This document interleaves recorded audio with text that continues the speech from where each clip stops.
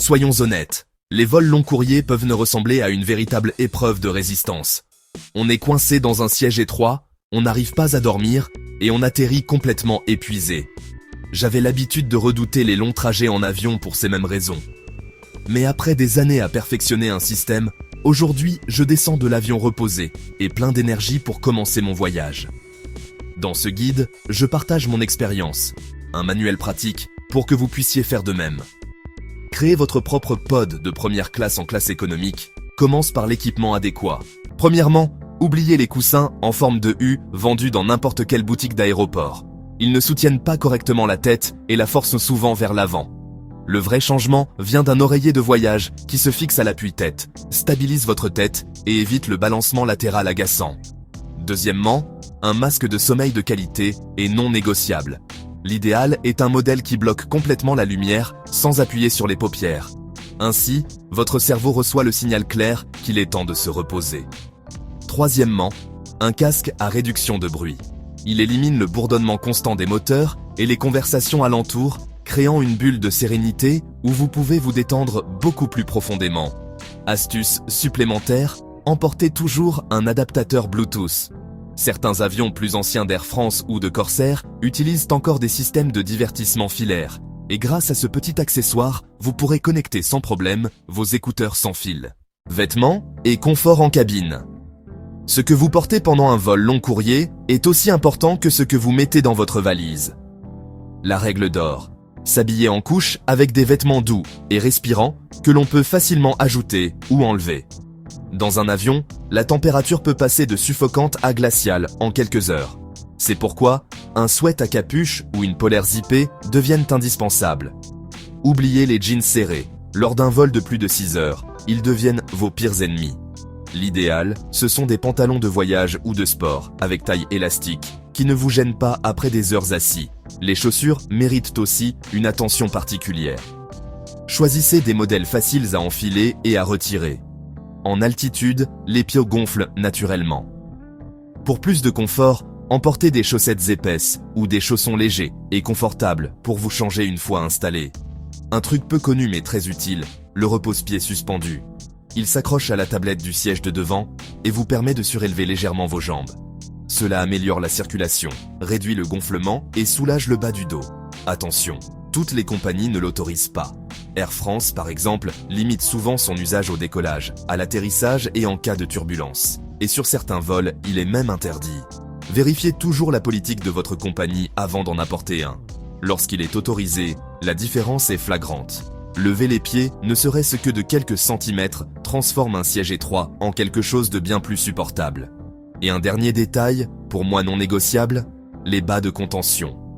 Dans tout vol de plus de 4 heures, ils font partie intégrante de mon bagage. Ils exercent une pression douce sur les jambes qui réduit le gonflement et la sensation de lourdeur. De plus, ils favorisent la circulation sanguine et aident à prévenir la thrombose veineuse profonde, TVP, un risque réel lors des vols long courriers. Un accessoire simple qui peut faire une grande différence pour votre bien-être. Sécurité dans les aéroports et choix du siège. L'expérience de voyage commence bien avant de monter dans l'avion. En France, de nombreux aéroports proposent des services comme Accès NIRE 1 ou Sky Priority, qui fonctionnent comme des fils rapides au contrôle de sécurité. Dans de grands aéroports comme Paris, Charles de Gaulle, Orly, Lyon ou Nice, cet accès prioritaire peut être réservé à l'avance ou bien inclus lorsque l'on voyage en classe supérieure ou avec certaines cartes de fidélité. La différence en temps d'attente est énorme. Un autre conseil essentiel, voyager avec des informations en temps réel. Utilisez des applications comme Flight Radar 24 ou l'application d'Air France pour suivre l'état de votre vol. Souvent, les écrans dans le terminal ne se mettent pas à jour immédiatement et avoir les données sur votre téléphone vous évite les mauvaises surprises, comme un changement de porte à la dernière minute. Concernant le siège, n'acceptez jamais aveuglément l'attribution donnée par la compagnie aérienne. Avant de choisir, consultez le plan de cabine sur des sites spécialisés. Bien que SeatGuru ne soit plus actualisé, Aerolopa est très fiable. Il utilise des données internes des compagnies pour montrer avec précision l'emplacement des hublots, toilettes et cuisine. Définissez bien votre priorité. Si vous voulez vous reposer, choisissez un siège hublot pour éviter les interruptions. Si vous préférez la liberté de mouvement, l'aller est votre meilleure option. Attention toutefois, les rangées de sorties de secours et de cloisons offrent plus d'espace pour les jambes, mais elles ont souvent des accoudoirs fixes et moins de place pour ranger vos affaires. Évitez aussi les sièges trop proches des cuisines ou des toilettes. Le passage constant des passagers et le bruit peuvent gâcher votre repos. Jet lag et voyage léger. La lutte contre le décalage horaire commence plusieurs jours avant votre vol. Si vous voyagez depuis la France vers un autre continent, avancez ou retardez progressivement votre heure de coucher d'1 à 2 heures, afin de vous rapprocher du fuseau horaire de votre destination. Ce petit ajustement préalable aide votre corps à s'adapter plus rapidement. Déjà dans l'avion, changez immédiatement l'heure de votre montre et de votre téléphone à l'heure locale du lieu où vous vous rendez. C'est une astuce psychologique simple mais efficace. Elle vous oblige à manger et à dormir en suivant le nouveau rythme. Évitez la caféine et l'alcool car ils perturbent le sommeil et favorisent la déshydratation. À l'arrivée, restez éveillé jusqu'à une heure locale raisonnable pour dormir et chercher la lumière naturelle. L'exposition au soleil est le signal le plus puissant pour réinitialiser votre horloge biologique. Un autre conseil qui peut transformer votre expérience. Voyagez uniquement avec un bagage cabine. Dans les grands aéroports français comme Charles de Gaulle ou Orly, cela signifie éviter l'attente au tapis de bagages et gagner un temps précieux. En plus, vous éliminez le risque que votre valise se perde, ce qui arrive encore fréquemment lors des vols avec correspondance. Voyager léger vous oblige également à faire une valise plus intelligente et pratique. Et la sensation de descendre de l'avion, d'éviter la salle de livraison des bagages et de sortir directement vers la ville est incomparable. C'est une liberté pure dès la première minute de votre voyage. Astuces à bord. Froid, boissons, hygiène et repas spéciaux. Vous souvenez-vous de la dernière fois où vous vous êtes installé dans votre siège pour un vol long courrier? Voyager en avion est rapide, certes, mais pas toujours confortable. Sièges étroits, bébé qui pleure, air sec, ça vous dit quelque chose, n'est-ce pas? C'est pour cela que je veux partager quelques astuces qui peuvent grandement améliorer votre expérience. Le siège hublot, un grand classique, vue sur les nuages, les villes et les couchers de soleil. Un coin privé dans le ciel. Mais il y a un détail important. Dans les sièges côté hublot, on ressent souvent plus de froid, surtout lors des longs vols. À 11 000 mètres d'altitude, la paroi extérieure de l'avion peut être à 40 degrés Celsius, et ce froid se transmet.